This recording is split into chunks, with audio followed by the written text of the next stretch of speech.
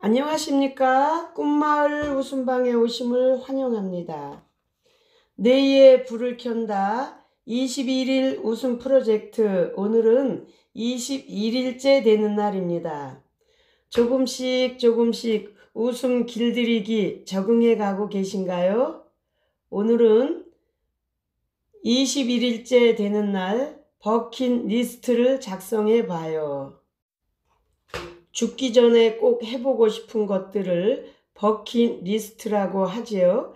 여러분의 버킷리스트에는 어떤 항목들이 들어있나요? 많은 분들께 10분간의 시간을 주고 하고 싶은 것 10가지 적어보라고 하면 의외로 쉽사리 적지 못하는 분들이 많이 있습니다. 버킷리스트라는 영화를 보면 2명의 노년 남성이 병실 동기로 출연하는데요. 그들은 우연한 기회에 각자의 버킷리스트를 작성하게 되고 그것을 함께 이루어 나가자는 계획을 세웁니다. 그 영화 포스터에는 마지막 순간까지 아낌없이 즐겨라 라는 카피가 붙어 있는데, 정말 이들은 죽는 그 순간까지 자신들의 버킷리스트를 이루어가며 행복하게 생을 마감합니다. 카레이싱과 스카이다이빙, 눈물 날 때까지 웃어보기, 가장 아름다운 소녀와 키스하기, 문신하기 등등 그들이 적은 리스트에 들어 있습니다. 거창해 보이는 것도 소소해 보이는 것도 모두 이들에겐 남은 시간을 즐겁게 도전하며 보낼 수 있게 만든 에너지 자원이었습니다. 우리가 어딘가 마음을 두고 생각하고 그에 대해 자꾸 말한다는 것은 그것의 에너지를 주는 일입니다. 병에 대해 자꾸 생각하고 말하고 걱정하면 병이 더 잘 자라도록 물을 주는 것과 같다고 합니다. 혹은 더 활활 타오르라고 장작을 대주는 것과 같다네요. 그보다는 내가 이루고 싶고 내가 살고 싶은 버킷리스트에 물을 주고 장작을 대주는 것이 훨씬 좋지 않을까요? 그러면서 꿈을 이룰 때마다 하나 둘 지워가는 겁니다. 또 다른 꿈이 생기면 적어 넣기도 하면서요. 이런 꿈이 우리를 과거 지향적인 삶에서 미래 지향적인 삶으로 바꿔주기도 하는데요. 여기에는 웃음의 힘이 꼭 필요합니다. 웃다 보면 긍정의 감정이 싹트고 더 많은 걸 하고 싶은 의욕이 생기게 마련이니까요. 이것이야말로 우리를 건강하게 살게 하는 원동력이 됩니다. 웃음으로 화를, 욕심을, 스트레스를, 암을 태워 없애고 그 자리에 가슴 벅참과 꿈, 설렘, 미래에 대한 계획을 채워 넣어 보세요. 웃음이 자리를 차지하는 만큼 슬픔과 스트레스와 암세포와 두려움 같은 부정적인 것들은 웃음에게, 희망에게 자리를 내어줄 수밖에 없을 것입니다. 자, 이제 저와 함께 21일간의 코스를 마치셨는데요. 이제 웃음이 자연스럽게 몸에 찰싹 달라붙어지나요? 저절로 입꼬리가 살짝 올라가나요? 네모난 것들 앞에서 나도 모르게 우후 소리를 내보게 되나요? 작은 일에도 쉽게 어머나 하고 감탄사가 터져 나오나요? 아직 잘 안 된다면 나만의 웃음 버킷리스트를 작성해 보면 좋겠습니다. 저의 웃음 버킷리스트를 먼저 소개할게요. 참고해서 여러분도 리스트를 만들어 보시기 바라고요. 더 많이 웃고 더 많은 꿈을 꾸며 하루하루 감사와 행복 속에 사시기 바랍니다. 이임선의 웃음 버킷리스트. 멋을 내자.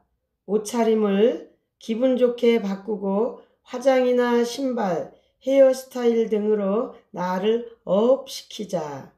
누구든지 부담 없이 친절하게, 친밀하게 대하자. 남에게 즐거움을 주기 위해 1% 오버하자. 장난꾸러기가 되자. 오늘 처음 만나는 한 사람에게 한 가지 칭찬을 하고 활짝 웃어주자.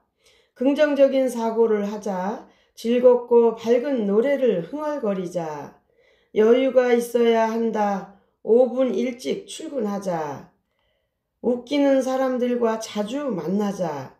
거울을 자주 보고 매력 있다, 보기 좋다고 자화자찬하자. 웃음은 미소가 아니라 호호, 하하, 깔깔 등 크게 소리내어 웃을 때 효과가 있다. 이왕이면 더 크게 소리내어 웃어보자. 우리 함께 해볼까요? 내가 만일 여행 간다면. 잠시 노래 가사에 맞추어 생각해 봐요. 내가 만일 여행 간다면 땡땡땡으로 가고 싶어. 미국으로 가서 땡땡땡을 만나고 싶어. 애인을 만나고 나면 땡땡땡이라고 말해줄 거야. 여행 간다면 이라고 한 부분에 다른 이야기를 넣을 수도 있겠죠. 내가 만일 완치된다면, 내가 만일 퇴원한다면, 내가 만일 다이어트에 성공한다면, 내가 만일 돈이 있다면, 그때 무엇을 하겠는지 상상해보고 말로 표현해보세요. 그리고 지금 당장 내가 하고 싶은 것들을 찾아보세요. 하고 싶은 것이 있어야 호기심이 생기고 호기심이 생겨야 몸을 움직이게 됩니다. 관심 있는 일에 몸을 쓰면 신음소리가 아니라 환호성이 터져 나옵니다. 소원 성취 웃음. 늘 소원하고 있는 일을 지금 막 이룬 것처럼 크게 말하고 웃어봅니다. 예를 들면 어머 세상에 안 팔리던 집이 팔렸네. 아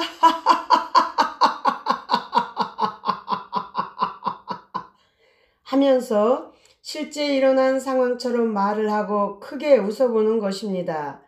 그 예는 얼마든지 많겠지요. 어머 내가 쓴 글이 책이 되어 나왔네. 아 어머 완치 판정 받았어. 아 어때요? 기분 전환에 매우 유익한 웃음이랍니다. 웃음으로 삶이 바뀐 사람들 28번째 이야기. 꿈의 다이어트를 성공하다. 30대 후반의 독신 여성인 그녀는 고도 비만이었다. 자식처럼 돌보던 강아지가 죽은 뒤 외로움과 허전함을 달래기 위해 마구마구 먹었다고 합니다. 직장에선 자판기 커피를 물처럼 마셨고 냉장고 문을 수시로 열어 젖혔다고 합니다. 헬스클럽에도 다녔지만 운동 후 배고픔에 시달려 또 기름진 음식을 배불리 먹었고 그러곤 엄청난 자책감에 시달렸습니다. 스트레스 상황에서는 지방을 분해하는 호르몬보다 지방을 합성하는 호르몬이 더 많이 분비되기 때문에 비만 치료에서 제일 먼저 하는 것이 스트레스 관리입니다. 우리는 이른바 웃음 다이어트를 해보기로 했습니다. 크게 한번 웃을 때마다 우리 몸의 근육 650개 가운데 231개가 움직이고 얼굴 근육 80개 가운데 15개가 움직인다고 합니다. 따라서 박장대소하며 크게 웃을 때는 많은 칼로리가 소모되어 다이어트 효과가 있습니다. 한바탕 웃고 나면 5분간 에어로빅 했을 때와 같고 칼로리를 소모하고 10분에서 20분 정도 웃고 나면 5분간 격렬하게 노를 저을 때와 같은 칼로리가 소모된다는 연구 결과도 있습니다. 그녀는 일주일에 3번 30분씩 웃음 운동을 시작했습니다. 일상생활에서는 커피 대신 웃음을 마시게 했습니다. 아울러 가장 즐거운 일을 찾아 그 일에 시간을 보내게 했습니다. 그녀가 찾은 일은 애견 미용을 공부하는 것이었습니다. 그러면서부터 그녀의 칼로리 섭취량이 확연히 줄기 시작했고 몸무게도 조금씩 가벼워졌습니다. 마지막으로 목표한 달에 입을 예쁜 치마를 자신에게 선물하도록 했습니다. 그녀는 그 옷을 입기 위해서라도 더욱 열심히 웃으며 체중을 관리했습니다. 그리고 웃음 치료를 시작한 지 9개월. 그녀는 애당초 목표였던 10kg 감량을 넘어 무려 14kg을 감량에 성공했습니다.